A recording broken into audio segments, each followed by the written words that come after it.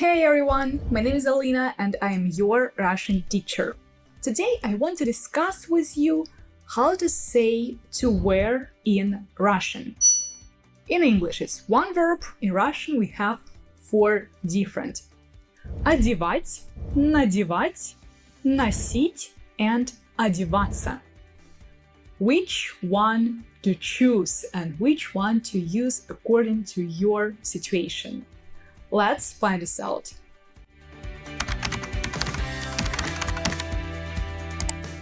And first let's take the verbs надевать and одевать. Надевать and одевать are very similar, and can you imagine that even native Russians make a lot of mistakes using them? It's really something crazy. So try to remember the rules how to use these two verbs correctly and impress all the Russians that you speak better Russian than they do. So, if you put clothes on yourself, then you will use надевать. Надевать or надеть. Надевать is imperfective, надеть that's perfective. If you don't know how to use these aspects, you can check my video on YouTube, or you better can study my course on Udemy about this topic. So, надевать and надеть. For instance, я надеваю платье, or он надел шапку. Then мы надели пальто, потому что уже холодно. Or что ты будешь надевать на вечеринку? Also, if you pay attention to all these sentences, everywhere I use some piece of clothing. Like шапка, платье, пальто. That also can be your sign when to use this word надевать. And the second verb одевать. Одевать, that's put clothes on someone. So here you will have some person. For example, я всегда одеваю моего сына в школу, потому что он еще маленький. Or моя дочка одевает свою куклу. So you see here I don't use any item, any clothing. I use only people or kind of people like a doll. So that's how you can remember if you use надевать or одевать. You see, the rule itself, it's not really complicated. Yes, it's a bit confusing, especially with these two words that are very similar, and that's the reason why people really mix them up very often, even though they're Russians and they know this rule perfectly. Okay, the next one, носить. Носить has only one form, imperfective, which already tells us that this one can be only a process or repetition of your action. In our case, that's exactly what we need. We need only repetition of the action. So, this verb we'll use when we describe something that we wear all the time, often, sometimes, never, always. So any word that will help you to understand that you wear something frequently. For instance, я всегда ношу платье, which is almost true. Я всегда ношу. You see, всегда, that's the word that helps you to understand that it happens frequently, in our case always, and платье, you have here piece of clothing.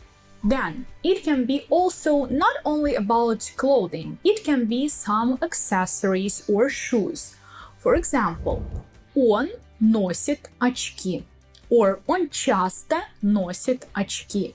Even if you don't use the word of frequency here, you understand that он носит очки. By your Russian sentence, you should understand that if you say that, then it means that he wears glasses, and it's not just one-time action. For sure, it's a repetition of this action. Another example, девушки часто носят джинсы. And the last one, обычно миллионеры носят дорогую одежду. So you see here different forms, but one verb and one logic of using it.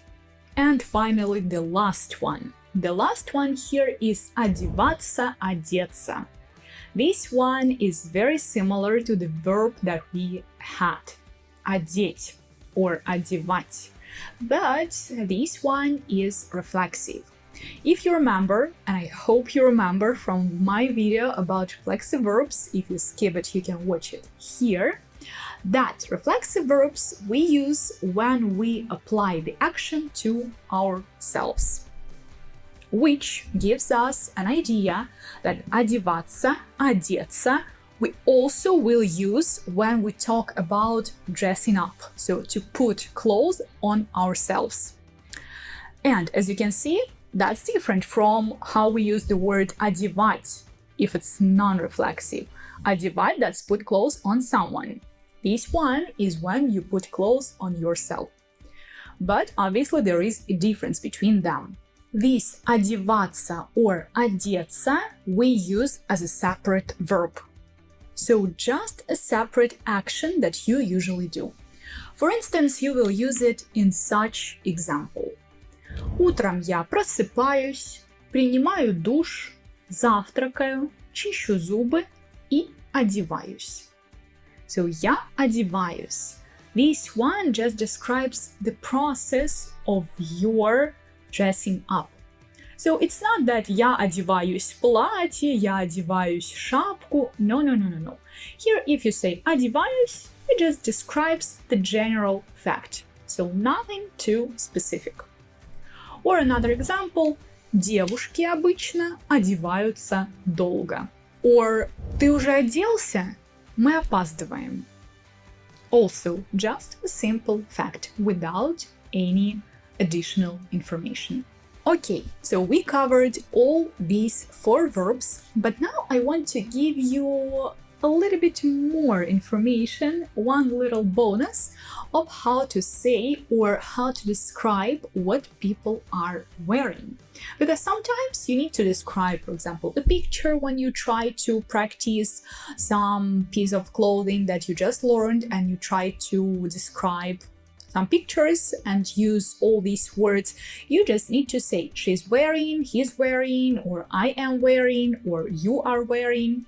Always you need to use such sentences. So in Russian, it's also not that simple, as you can guess, if we have 4 verbs just for one English to wear. And in this situation, we also have a few secrets. So let's think. You're describing person or yourself when you're wearing something. So obviously that's the clothes that you have on you.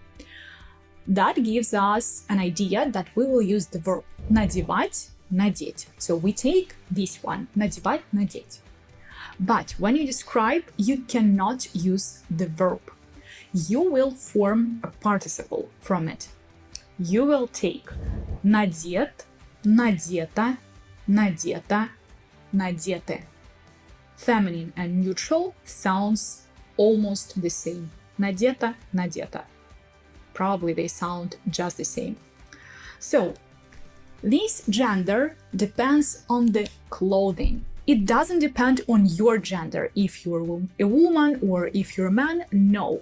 It depends on the item, on the piece of clothing that you're wearing right now. For example, на мне надето платье. Платье is neutral, so that's why I'm saying надето платье. Then another example, на нем надет костюм.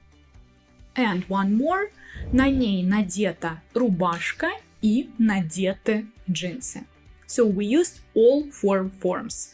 Надет, надета, надета, надеты. As you can see, another thing that you have to have in mind that I'm not using pronouns in the basic form, like я, ты, он, она, надета. No, because we form a participle, we cannot take participle and our pronoun in the basic form. It won't be correct. You will need to change your pronoun as well. In our case, на нем, на мне, на тебе, that's a prepositional case. Because when you're saying that this dress is kind of on me, I'm wearing this dress. So you imagine yourself like a place where you have your clothes. It's a little bit weird to imagine it like this, but at the same time, it's very efficient because you understand why you're using prepositional case here. And let's take all these forms.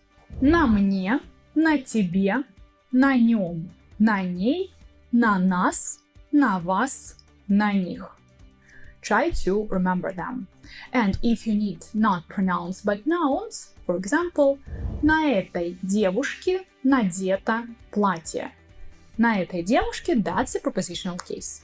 If you don't know endings of prepositional case, you also can check my video about prepositional case where actually I talk about these two meanings, the most important meanings of the prepositional case, location and the object of speech or thought. These are two most important meanings. And that's it. You see, the rule itself, it's not really difficult. It's actually easy, very logical, as always in my videos. You just need to remember this logic and to understand it. But with more practice, believe me, you will be able to succeed and you'll be able to remember all this. Thank you very much for watching. Subscribe to my channel and learn Russian with me.